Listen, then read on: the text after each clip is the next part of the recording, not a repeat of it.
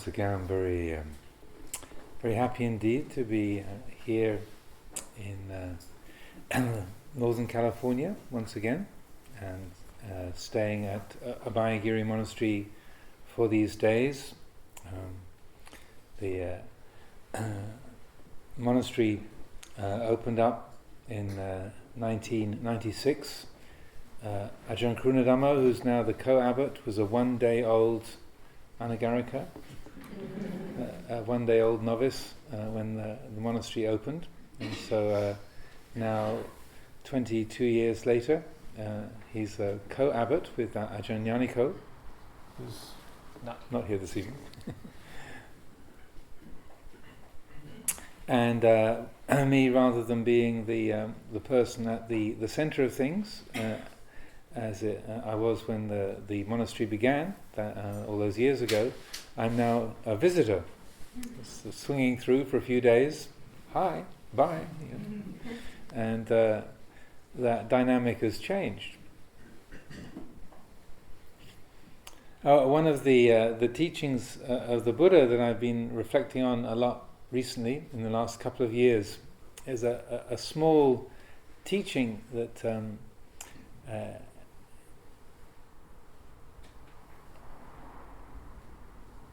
is a description of the way that the Buddha sees the world, or the way that he advises us to see what we call the world.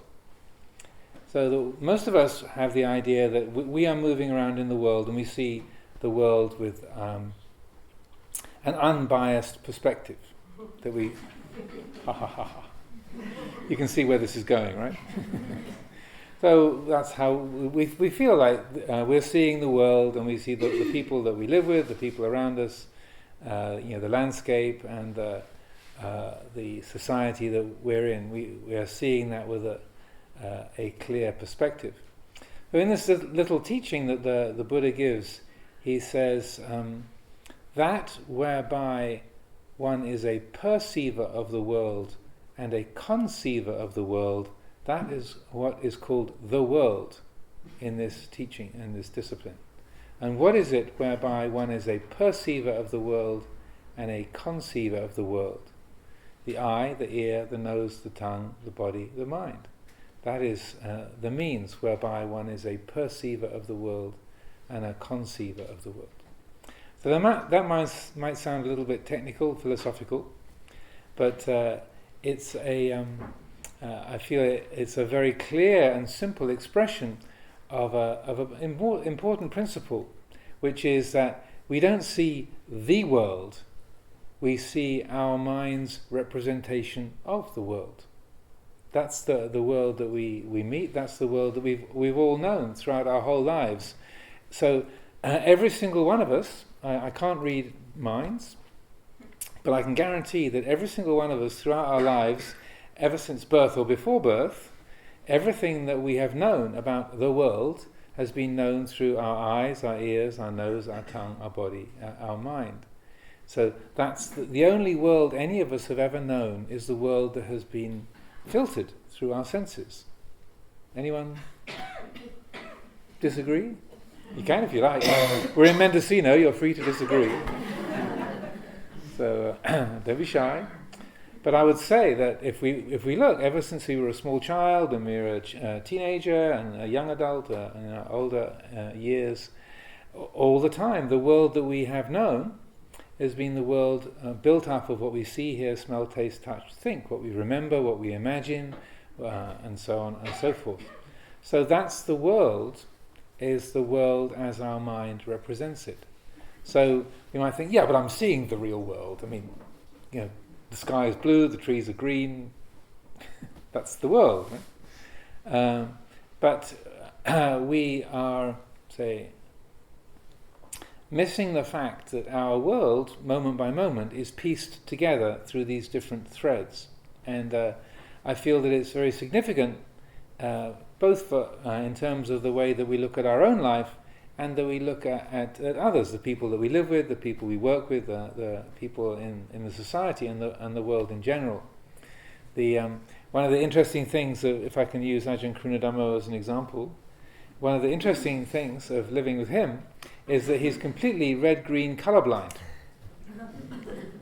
So that when we would make a flower arrangement on the shrine, and you'd have some kind of bright red berries and against the kind of rich dark green of the leaves, you say, "Wow, isn't that beautiful?" And he'd say, "If you say so."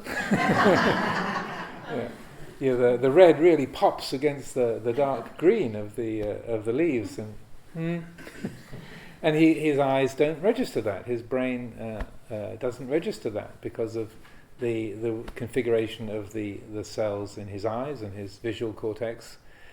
Green and red can be pretty much the same. I remember when he was a layman in Anagarika, and he'd be driving me, and I said, "Well, we're talking about this." I said, "Well, how do you figure out what's the green light and the red light at the intersection?" He said, "Well, the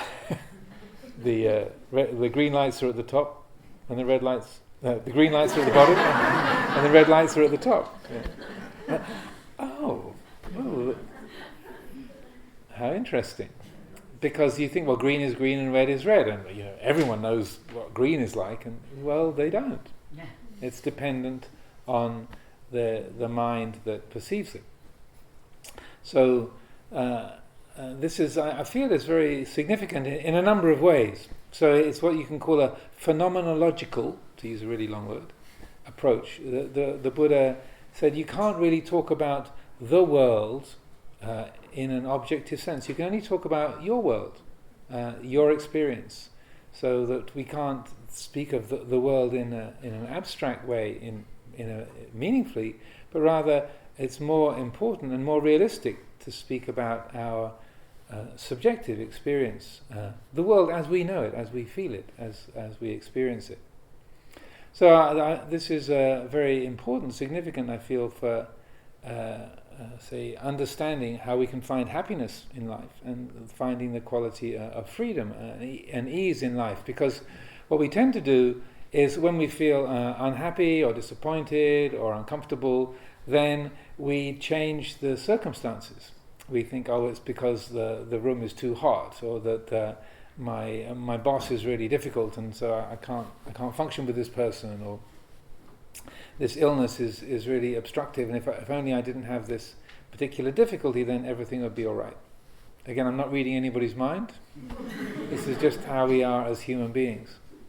So what this teaching points to is the importance of attitude and understanding how much our mind fabricates the world that we experience it, the world as we experience it. So I'm not saying that it's all a dream and we're just inventing the whole thing, but rather the only world we can know is the world through the filter of our senses and our language, our thinking, the conditioning of our lives. So I first began to notice this when I was, or this area I began to think about when I was about 13 or 14. And I was in a situation which was supposedly absolutely perfect. Everything was as you would wish it to be, with lovely people, a beautiful situation. It's a kind of picture book perfect place and time with people, and I was really miserable. And I was looking around to think, well, what's wrong? There's something wrong here. But everything to do with the circumstance, who I was with, what was going on, it was all fun. It was all what you would wish for. But I was really unhappy and insecure and sort of disappointed and feeling like let down. And I thought, this is strange, because I'm looking around to see what's wrong. Nothing is wrong with it, but I feel wrong. I feel out of place, out of harmony, unsatisfied, insecure. Well, this is really strange. And then through my teens and into early adulthood, I kept noticing this, and about 5 or 6 times there was this similar sort of picture book situations that are absolutely perfect. And you couldn't find anything that was wrong or out of place. It was all exactly as you would wish, according to my preferences and desires. Sitting by the riverbank, having a picnic, lovely summer's day, good friends, and meh. There's this kind of meh feeling. I'm like, what's wrong with this, or how can this be? Because everything is perfect. So that when I then came across Buddhist meditation and the focus on the particularly on the mind and the attitude, began to dawn on me that the thing that was present that I wasn't taking into account was my mind. That it wasn't just the circumstances and the people and the activity, but what was my mind doing with that situation in that moment? So that we can't just snap our fingers and make our attitude different, but at least we can recognize it's not necessarily the difficulty of the work situation or the illness or the health of the body or the particular weather that you're experiencing and such like, but rather what is the mind bringing to this moment? And the other side of that would be that I would notice that sometimes you could be in a really miserable situation. Sometimes you're on a camping trip and you're stuck on a hillside and you're soaking wet, and everything is kind of wrong. You're lost. You're not where you're supposed to be on the map. You don't know where you are. You're cold. You're wet, and everything is absolutely fine. It's like, well, this is really weird. It's all gone wrong, but I feel great. And so I would ask, have any of you had either of those kind of experiences? It's a kind of a no-brainer. But so that was curious. It's like everything's gone wrong. This is really miserable, but I feel fine.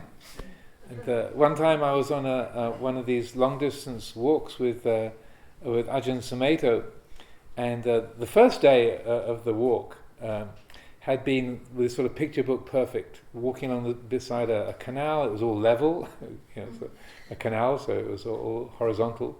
And the sun was shining, puffy white clouds, and wildflowers on the canal bank. Oh, this is really great, walking with Ajahn Amaro through the countryside, and wow, this is great. That was day one. So then we climbed up this steep hill into the what's called the forest of Bowland in Lancashire. And then it was like horizontal rain, and we were completely lost in the fog, and it was just by 3 or 4 days of this, everything that we had was soaking wet. There were 3 of us walking together, myself and Ajahn Amaro and Nick Scott, layman, who was travelling with us. And between the 3 of us, the only dry thing we had was one sock. There was one dry sock, and everything else that we had, our backpacks, the sleeping bags, the tents, everything was soaking wet. And we got to this campsite, and all of the wood it was too wet to light, so we couldn't even light a campfire. And that night, climbing into our tent, Ajahn Amaro said, you can climb into a wet sleeping bag in a rainstorm, and still it can be absolutely all right. And I realized, how amazing! It's absolutely true. It's the fear. It's when you're fearing that it's going to get worse, then you create an anxiety. But when the worst has already happened, you can climb into a wet sleeping bag with no fire, and it's okay.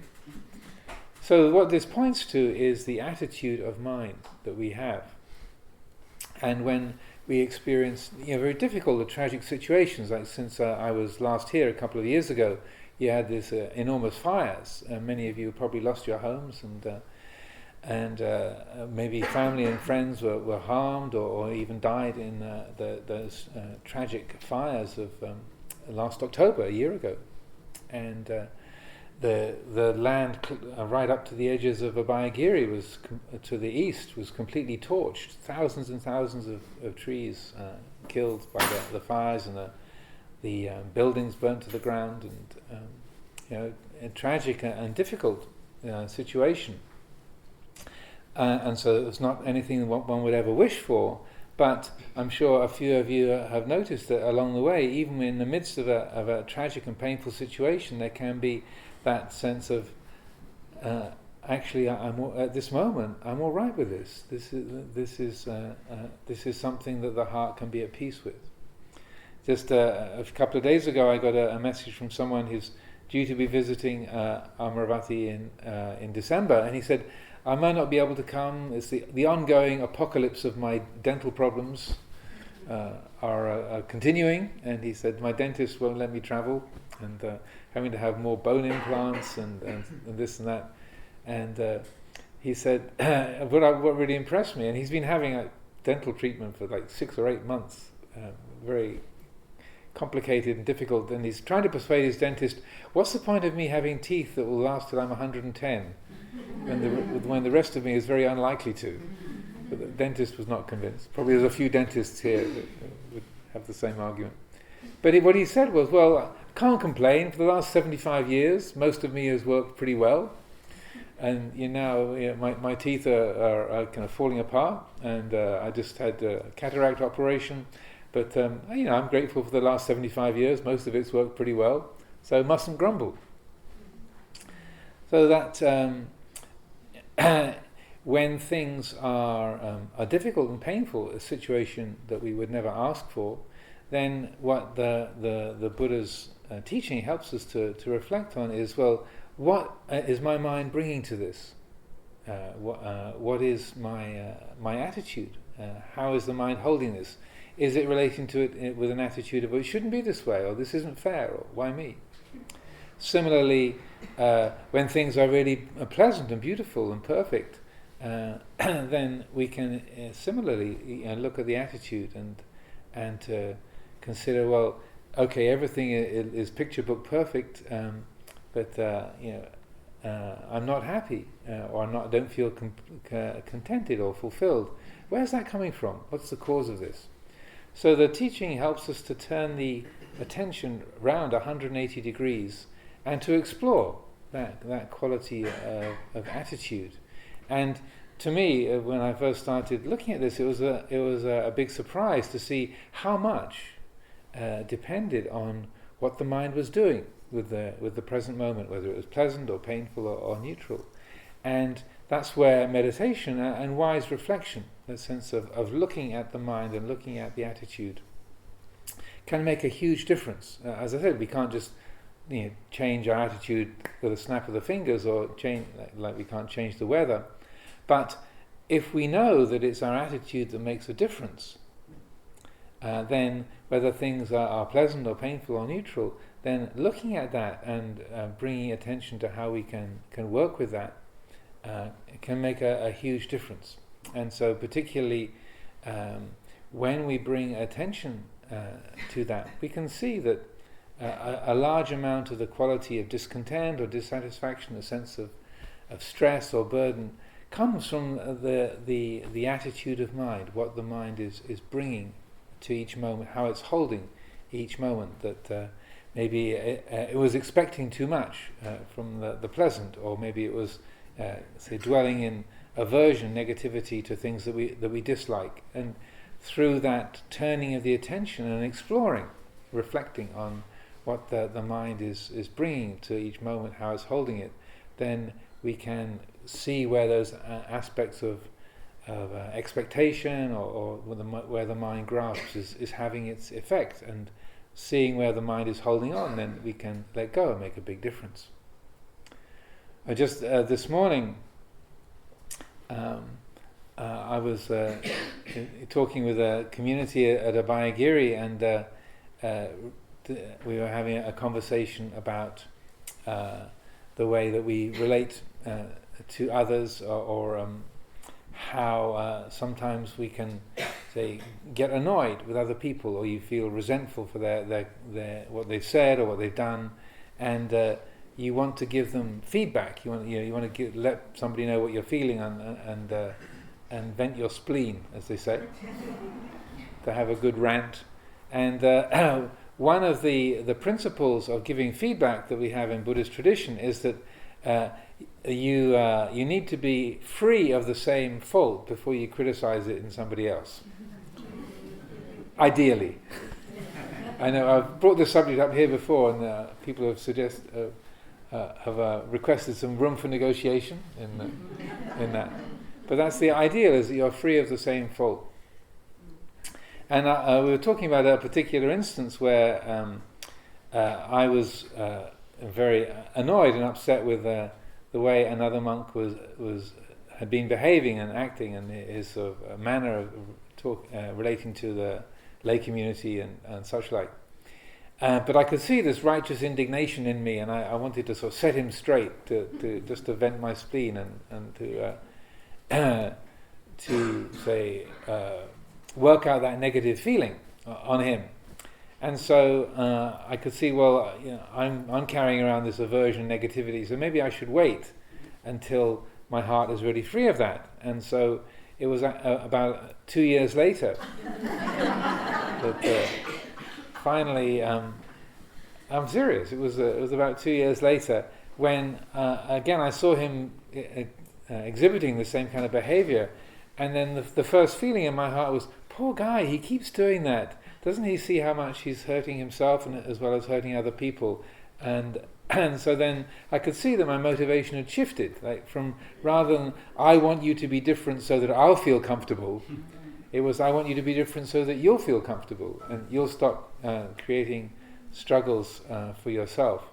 So then I felt free to speak, and the experience of it was that as I brought the subject up with him, that because there was no rancor, no kind of negativity in my heart, but it was really genuinely was for him, and to help him not create such conflict and difficulty, I was able to be a lot more explicit and straightforward than even in my fantasies of venting my spleen. I was able to really let him know how his speech affected people, and he was able to receive it. It was really striking how when it was coming from a place of kindness and caring, then that was able to be received.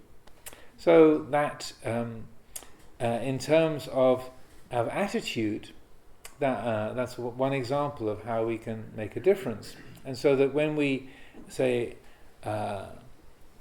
are looking to others, how we see others, when we recognize how much the mind creates the world as we experience it, then that it can inform the way we relate to others in a very significant way. Because if I recognize that what I experience is my version of the world, then it helps you to understand that somebody else is experiencing their version of the world.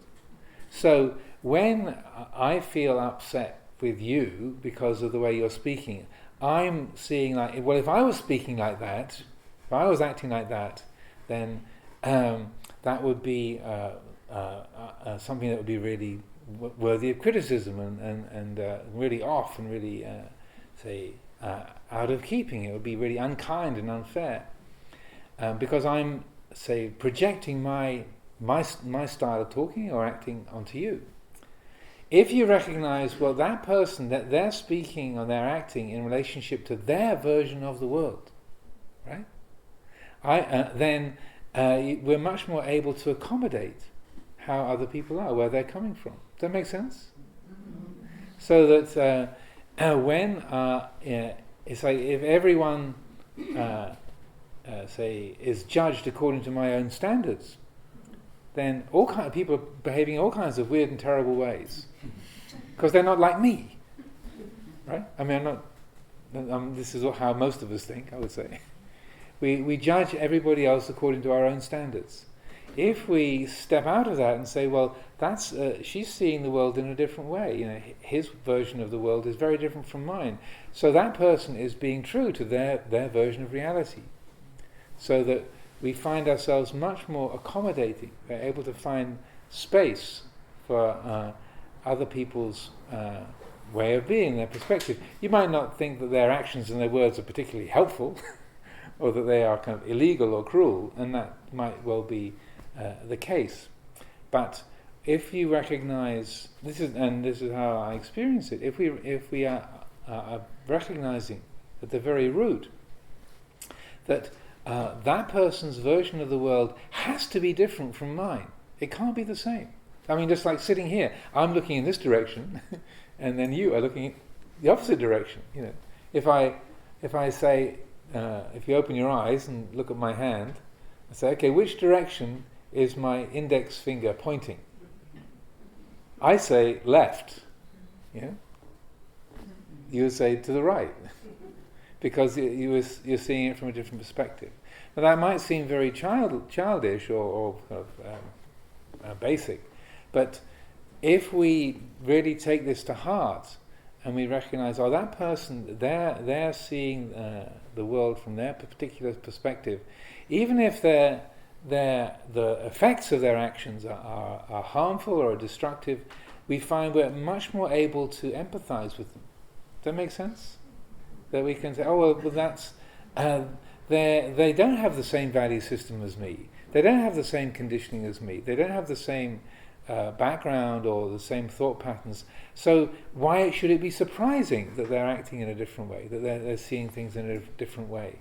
So we find our attitude is able to be a bit more accommodating, a bit broader.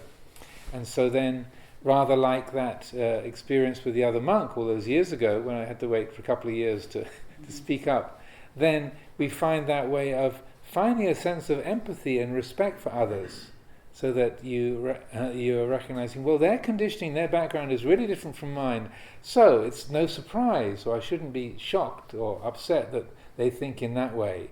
And so in a mysterious fashion, we find ourselves more able to connect with others, more able to, say, respect their nature as a human being, and you're more able to meet them and to find a place of common understanding or common agreement.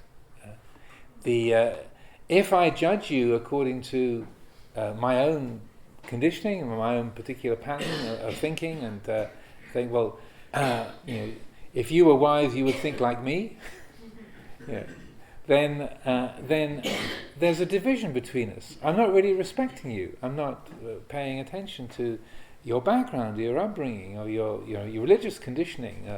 That's not something that I'm giving, say, value to, and that it's a kind of foolishness where if only everybody thought like me, the world would be fine. There was years ago when Ajahn Amaro was the abbot of the West Monastery for Westerners in Thailand. They had a group photograph at the end of the rains retreat. This period, in October, at the end of the 3-month rains retreat, they had a group photo, and one of the junior monks, who was a bit of a Photoshop artist, touched up the picture. So he put the Ajahn Amaro's head onto all of the monks in the picture. So there was this kind of group photo, but everyone had Ajahn Amaro's head, and then he put the caption on the bottom, "The perfect monastery." If everyone just thought like me, the world would be fine. And that's an understandable feeling, but it's kind of crazy, right? When you spell it out like that, it's insane. But how often do we relate to each other like that? If you were just like me, everything would be great. But you're not like me. That we are ourselves. We have our own unique conditioning. So I find that when I reflect on on things in this way, and that I see, well, Ajahn Krunadhammo thinks like this, Ayatollah Tataloka thinks like that, Mary Pafford thinks this way, and Maggie thinks that way, that we have our own particular background, our conditioning, our language, our gender, our family, our nationality, yada yada yada. So of course, our versions of the world are not going to be the same. So if we make a bit more space in the heart to accommodate that, then there's that recognition of course, those perceptions are going to be different. Then we can find a commonality. And even when someone's attitudes or opinions or their way of thinking is radically different from ours, you can still find a sense of commonality. That we're sharing a life together. We are able to commune, to communicate and to connect, and to have a respect for each other, even if our opinions might be extremely different. So I live at Amravati Monastery, which has Abhayagiri is a big place. It has 250 acres or so. 280. 280 acres. Oh yeah, 280 acres. So it's a big acreage. Amaravati is a smaller acreage, but a large number of people. So we have a resident community of about 55 people, 40 monastics, about 10 to 15 lay residents.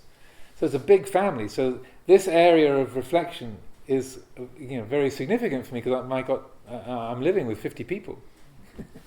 So I find that the more I can respect the particular conditioning and perspective that others have, then the more we're able to really live harmoniously together. We have about 25 different nationalities. So the English is the first language of about 30% of the people there. So the British, we're a minority. The Brits are a minority at Amaravati, and so that this quality of respecting people's their conditioning, their background, and the way that their world takes shape is extremely important and helpful to shift the view like this. When we take a different perspective in this way, one of the outcomes of this is that we're able to relate to our own mind in a much less personal way, which means so that generally we might the way that we relate to the mind is I feel, I think, I remember, I'm excited, I'm upset, I'm angry, I'm sad, I'm feeling a sense of loss, or I'm feeling incomplete, or I'm feeling fulfilled. There's a lot of I am, right? This is how we generally relate to our minds. The more that we are able to reflect on the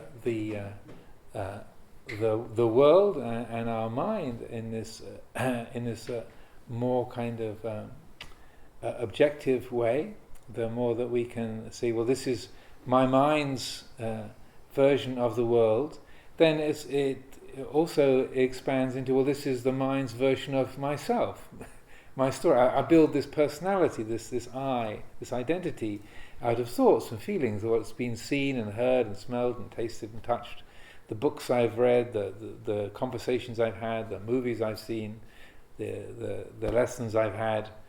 That's pieced together and makes up this I, just as it's pieced together and makes up the world. So that a sense of seeing this identity as woven together through 1,000, 10,000 threads of different conditioning, and so that the way that the mind is related to can be shifted to be seen in terms of nature rather than personality, so that when we feel excitement, we can recognize excitement is a part of nature. When we feel happiness, happiness is a part of nature. When there's sadness or a feeling of loss, that feeling of loss is a part of nature. When we relate to our own mind, our own body, and things around us as all part of a natural order, there's a shift of perspective. When it's all about me, actually, Catherine Hepburn, you said, was Ajahn Kurunama was mentioning Catherine Hepburn. No criticism of her, but her autobiography was entitled "All About Me." But when it's not all about me, but rather there's a shift, so that there's a nature-centered perspective rather than a self-centered perspective, rather than it sort of me experiencing the world out there. Here is the mind. Here is the quality of awareness, knowing the flow of the patterns of nature, and some of those patterns of nature we call thoughts and feelings and memories, ideas, emotions. Some of those patterns of nature we call other people and the sky and the building and the day and night. Some of them we call inside, some of them we call outside. But if we shift the perspective from a self-centered one to a nature-centered one, there's an integration that happens in the heart. There's an easing, a kind of a freedom so it takes shape in the heart. There's a kind of integration, at least as I experience it. So that there's a recognition that the mind is not really a person. The mind is a quality of nature.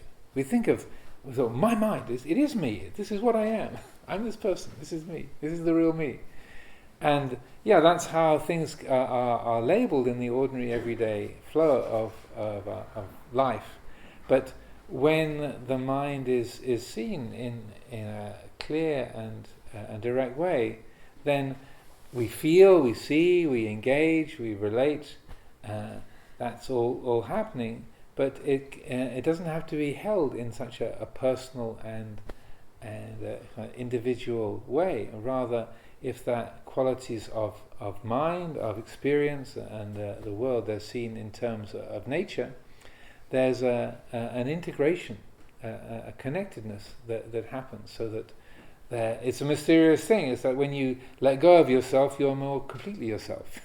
When you let go of the world, you are more attuned to the world. When we let go of the sense of possessiveness, then we find ourselves more attuned to the things that we live with and work with. When you let go of identification with the body and see your own body as part of nature, in a mysterious way, that there's more of an attunement and a relatedness, a harmony with the body.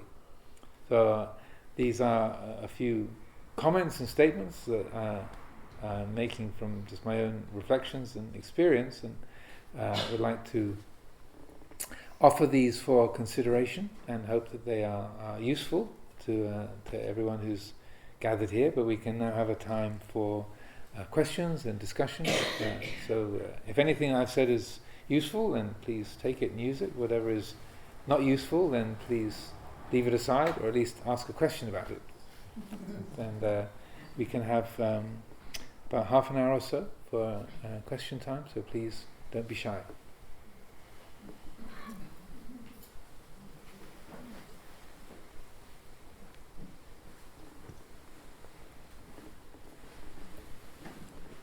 You holding your hand up, Paco? Yes, go ahead. Thank you. Thank you for sharing those reflections on the value and the importance of our seeing the world through our own experiences. Perhaps you could share some thoughts about when our reflections reach a tipping point, when they come to a place where we observe through our reflections so much harm occurring through the course of another's action. The trees are falling, the people are being rounded up, whatever it may be that is so deeply disturbing. How does one integrate this is a moment and it is what it is with I need to engage, and I feel like I can't just sit with what's happening? Well, this is a very common question, but it also reflects a misunderstanding, I would say, because often when say in Buddhist practice, people talk about being aware or non-attachment, letting go, that it can be mistaken to mean a disengagement or a disconnection or a passivity, but our capacity to act is part of the way things are. And our taking action is part of the way things are. So it's not as though one is intruding. I am intruding on the way things are by taking action, but rather that is part of the way things are. Does that make sense? So that I feel it, and I talk about this a lot because it's a very common sort of way that Buddhist practice is represented. Certain meditation traditions talk about just being the silent witness, or being the watcher, or being the observer, and letting go is sort of misdirected, I feel, into a passivity, and that non-attachment is taken. Well, just don't do anything, don't touch anything, just freeze, which I would say is more of a doing. It's a doing of a non-action, but when there is a genuine say, I would say letting go or non-grasping, then that is also freeing the heart up to be responsive to situations and to step up and take action when it's needed and when it's appropriate. And that taking action is not somehow distorting the way things are or intruding on it, but it is part of the way things are. I mean, what part of our life is not part of the natural order? You can't not be engaged. And so to say, and sometimes I'm not going to do anything because I'm just watching, that is I would say, is an action that's being taken, and there's a natural responsivity can be something that's being obstructed or held back at that time. So I feel it's a very important theme, and the recognition that when the mind is not attached, it doesn't mean to say that we don't speak up or don't take action, but that the attitude of non-attachment is to do with the way that the mind relates to that activity. The Buddha was sort of the supreme example of non-attachment, but he did a lot of stuff. He founded the whole monastic order, the monks' order, the nuns' order. He spent 45 years walking around Uttar Pradesh and Bihar, giving a massive array of highly imaginative and effective teachings. He did a lot of stuff, but he was also the embodiment of non-attachment.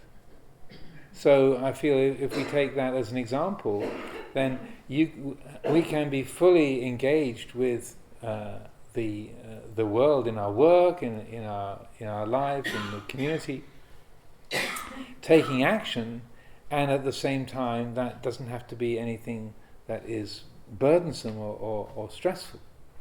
So that I feel the more that we can really take that to heart as a principle, then rather than waiting for things to be over so I can be peaceful, thank God it's Friday, or waiting for retirement, or waiting for the holiday, or waiting for the bell to ring, which is often how we relate to peace, is that, won't it be nice when all this is over?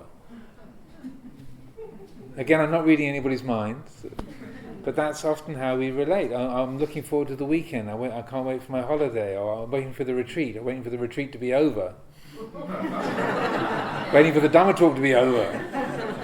It's an endemic issue, because the way the mind relates to doing and effort, it's all wound up with self-view, me doing. Even me doing meditation. I often point out that, isn't it mysterious that the most peaceful moment in the meditation is when the bell goes?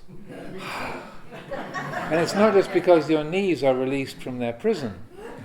It's because I don't have to be doing that meditation thing. The relief is that I don't have to be doing. So but it's not. I would say it's not the doing. It's the I am that's the problem. And so that again, I talk about this a lot these days because it's a huge issue. So if we look at the Buddha's path, those of you who are familiar with the Eightfold Path, that a lot of those the Eightfold Path, which is the essence of the Buddha's teaching, it's about doing. It's about taking action, making effort, right speech, right action, right livelihood, right effort. They're very directly about choices that are made, things that you do, things that you don't do. So there has to be a way that doing and choosing and expending effort is directly related to peacefulness and conducive to peacefulness. If every kind of doing was an intrusion upon peace, how could that be part of the Eightfold Path? That there has to be a way that making effort, making decisions, giving direction to our life and our work and our speech has to be conducive to peace and to liberation. So, to respond to your question, it's really about how we make effort and how effort can be made free from self-view. If you've read many of Ajahn Sumedho's teachings, he talks a lot about these two qualities. Bhava tanha and vibhava tanha, the desire to become and the desire to get rid of. So as long as it's, I've got to get concentrated, I've got to develop insight, I've got to be more wise, I've got to be more kind, I need to be more compassionate, then, or I've got a lot of confusion, I need to be more clear, I've got a lot of greed, I've got a lot of anger, I need to get rid of my anger, I've got to get rid of my chattering mind, I've got to get rid of my selfishness and jealousy and judgmentalism, then you think, well, yeah, right, I do. Isn't that the kind of instructions? Isn't that how it's supposed to be? But what he would point to over and over again is, look at the amount of I am, I've got to get rid of. So these are the desire to become, the desire to get rid of. So as long as the sense of self is woven into that effort, it's always going to produce more stressing and tension, conflict in the heart. So the trick is to learn how to make effort to restrain the unwholesome from arising, or if it's arisen, to let go of it, to cultivate the wholesome, and if the wholesome has arisen, to maintain it, to make effort free from self-view. That's the trick.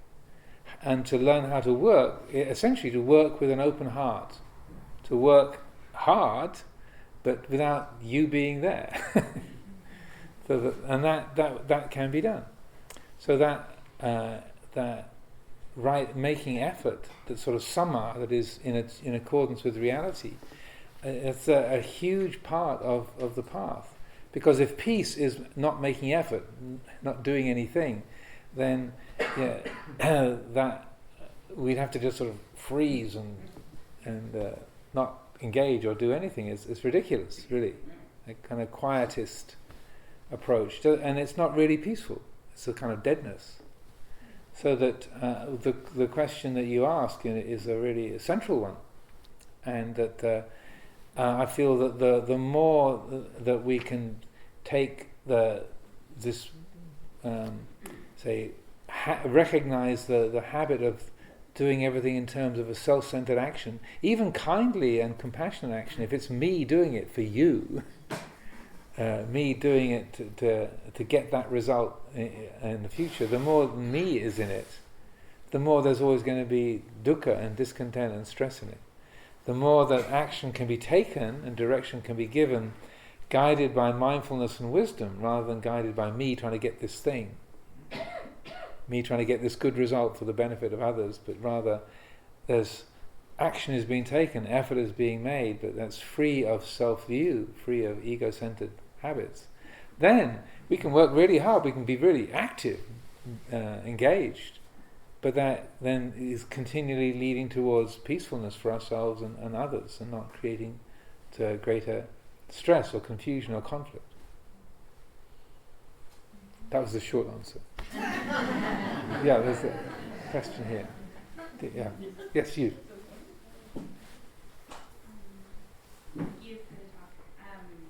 If you can speak up so everyone can hear, that'd be helpful. In a seemingly growing hostile world, particularly in the Americas, I'm wondering if you could speak to engaged Buddhism, like you were talking about being engaged and not attached simultaneously. I'm wondering, what do you think different sanghas, like Tibetan or Chinese or Theravada or Indian, regardless of the sect, do you think there's anything that all of Buddhist communities can do to come together to kind of like help bring the peace together in this like turmoil in the world? Well, it's an interesting question. I feel that in a way that happens already, that in different groups, different locales, different ways, people are using their practice to engage with the particular concerns, particular issues that are alive.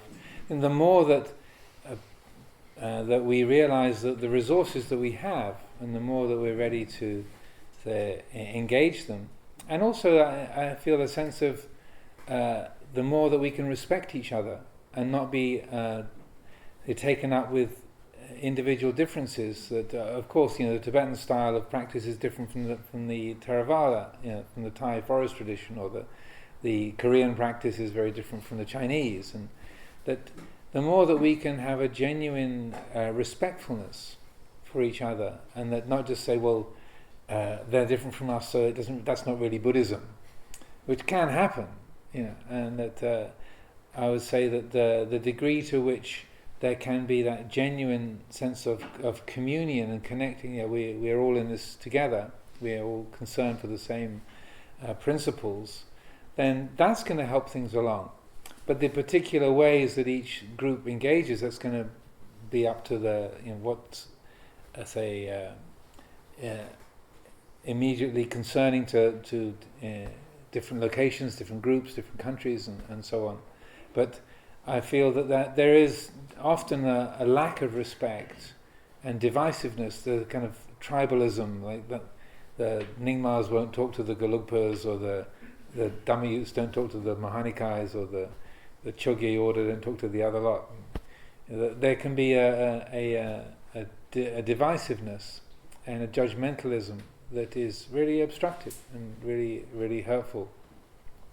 In a sense that it's going against what the Buddha was trying to encourage and say bring into the world. It's natural enough, it's kind of ordinary enough in the human world, but I feel if we can work against that kind of sectarianism, and to say genuinely come from a base of respectfulness and generosity towards each other, then that's going to help things along.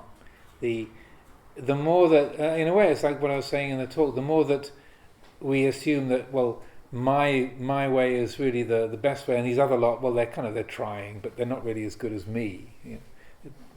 Thai forest tradition Buddhism is really the best. I mean, we all know that. If you feel that in your heart, then there's a division.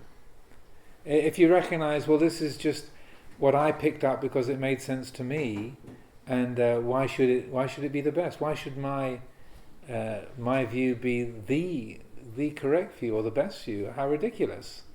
If we're able to see it that way, then we can have a really genuine respect and appreciation for the choices and the attitudes of others, and that's a powerful force in the world, because it's so easy to get lost in superficialities, just the accent someone has, or the style of their clothing, or the way they express things.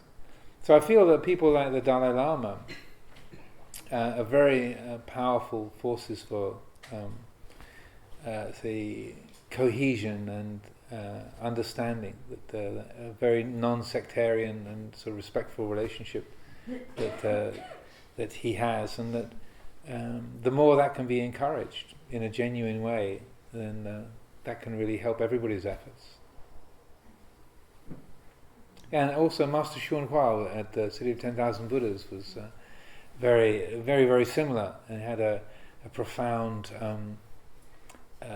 impact upon people. Many years ago there was a conference, a Buddhist conference at the City of 10,000 Buddhas, and Ajahn Amaro was invited over from England to take part in that, and there was a number of fundamentalist Christians that were picketing the gate of City of 10,000 Buddhas.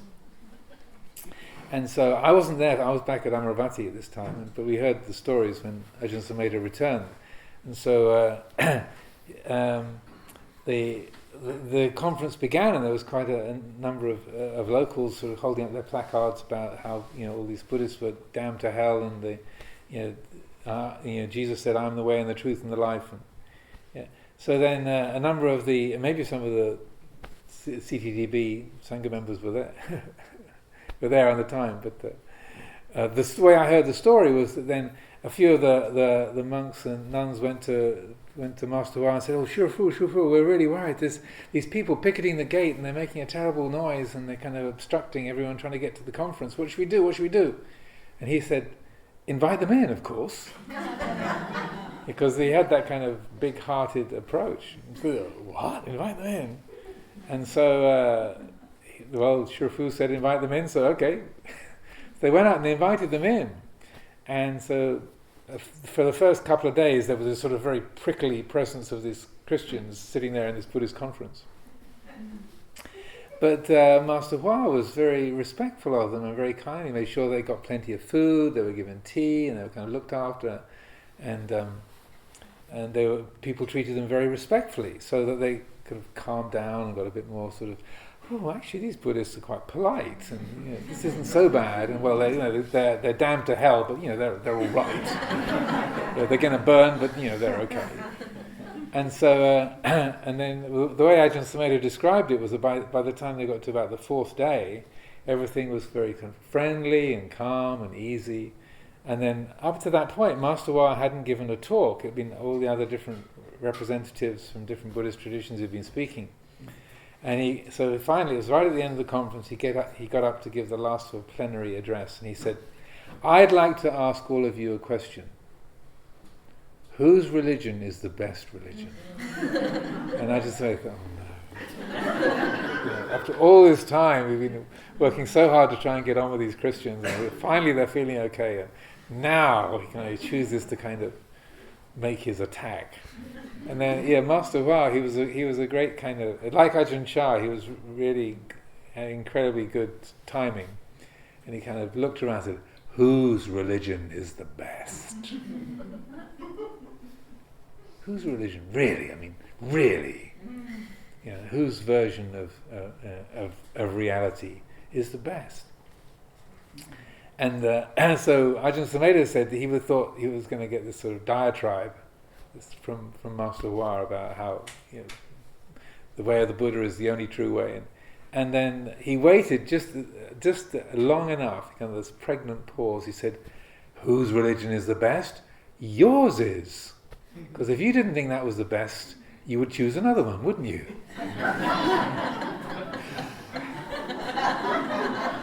Yeah, that's right. And it just, the whole thing opened up. And he came from this place of total respectfulness, even though the fundamentalist Christians had been, picketing the conference, trying to stop people getting in and making a loud noise. He wasn't prepared to just see them through those superficial characteristics, but he was going to address their common humanity, the common life that we share as living beings, and that was the most skillful and powerful way of creating a sense of bond and unity. So I don't know directly what the effect was on those people, but I think they kind of went back to their churches and said, "These Buddhists are kind of unusual. We shouldn't cause too much trouble with them." And so after that time, I think there was generally very good relations in the Ukiah Valley with City of 10,000 Buddhas and the Christian community. So that kind of genuine respect, where we are able to say, well, why should everyone think the same as me? That'd be completely weird and impossible, really. Life doesn't work that way. Of course people see things differently. And then that enables us to work together. And even if we've got radically different views, you find there's a concern that we share. And if you don't get distracted by the messages of the surface, then you can find that basic relatedness. Last year I was invited to where we live in Amaravati is a sort of English sort of village community, and I was invited to the Frithston and Nettleton Residents Association meeting. We'd been up on the hill across the valley for 30 years, and none of them had ever visited Amaravati before. So this is like an absolutely archetypal sort of English village association. All speak with very posh English accents, and all with the very sort of proper English rural attitudes. And I have that same kind of accent, so I can pass in that kind of company. And so the value systems of the people who I was there invited to, they're all a kind of hunting, shooting, fishing, conservative, rural English people. They're kind of really, really different from the sort of Buddhist meditator crowd up on the top of our hill, across the valley at Amaravati. But there's a way that you can meet together and you can find shared human values, even when on the surface level it's like completely different set of people. You find that we all share this life together. We're breathing the same air. We're eating the same food. We're walking on the same ground. We're cherishing the same trees, the same sky, the same stars and moon and sun. We share a life together. And so I feel in terms of our lives, without being too sort of overlooking a lot of the difficulties and stresses and injustices in the world, I feel that the best way that we can find to resolve those injustices and cruelties and destructive behaviors is to find that quality of common humanity, to genuinely respect that, find that and respect that in each other. Then you can meet, and then you can talk, and then your values can be shared. If it's them who are like that, and I've got to make them different so the world will be right, then even if we can have an impact, that the kind of them and us, me and the other, that basic division in our attitudes is always going to create more conflict along the way. So I find the more it's just us, and we can find that quality of genuine connectedness, then that through that connection and that communication that comes from that, then real skillful changes can be brought about. It takes a lot of patience and effort, but I feel that that is the most skillful way that we can work in the world. It's just my point of view, but that's what my experience shows me from working together with a big variety of people for many years. Okay, one last question. Yeah. I guess maybe it's a little bit of a return to the earlier question and your response. There's a little nuance in there that I'm still poking around in my head. When you talked about it taking 2 years to get to a place where you felt an equanimity, an open-heartedness to be able to speak to somebody about something that troubled you or you had a reaction about their behavior, I think that's what Paco's question made me think of. In these times when things are so polarized, and we might think we want to find that common humanity, that is going to be the only solution, and yet we are not in any way feeling like we have that resolution inside to go talk with somebody, to engage with someone who has a position we find not only incomprehensible, but inhumane or threatening, that's the piece that seems really hard right now. And so I've heard what you said, and I'm still sort of curious though about when you feel like you can't come to that place of open-heartedness, to meet people, to engage, then what? Well, then if you have the answer, we'll all be glad, I think. Yeah. Well, then you negotiate. Yeah. But I mean, this has come up many times before, and I realised when I use that example that there's that kind of caveat with it, that because sometimes you say, in an ideal world, yes, I would be completely free of this before I acted on it, but you can say that to somebody. You say, I realise I should be free of this kind of indignation before I bring this subject up, but it's here. And so with that in mind, and ideally this wouldn't be in the mix, but it is, this is how I see things. So you can address that. You can talk. You can say approach it in that way. Also, I feel that in terms of working with that, again, earlier today I was talking about a situation where Ajahn Amaro was a very experienced, accomplished meditator. He was in a situation where he felt very indignant and badly treated, taken advantage of, and in quite a serious way. And there's a wonderful talk of his that's called Patience with the Inability to Forgive. And so he's talking about his own mind. It's like, he was really pissed off. And he thought, well, I'm the abbot of Amaravati, and I'm supposed to be this great spiritual teacher, and I'm really annoyed. And he said, I should be able to forgive, but it's not going yet. But then, rather than sort of coming from that, I should be able to forgive, and coming from that ideal position of where he should be, where his practice was in that at that moment was, I'm bringing attention to this inability to forgive, this bit of me that wants to hang on and say, not yet, and I feel that that's part of it, is recognizing, okay, there's a bit in me that says, no, I can't let go of this one yet, I'm going to hang on to this, and that's a really skillful teaching, that patience with the inability to forgive.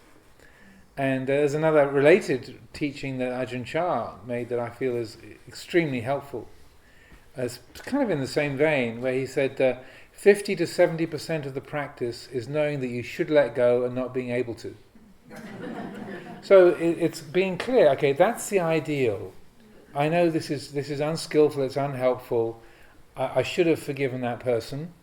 I should be able to have loving kindness for this politician, but and that rather than trying to, it's like kind of trying to drive the car from the back seat. It's like you're trying to come from an ideal position that isn't really there. It's an idea. It's a perception. It's not where you're really at in your heart.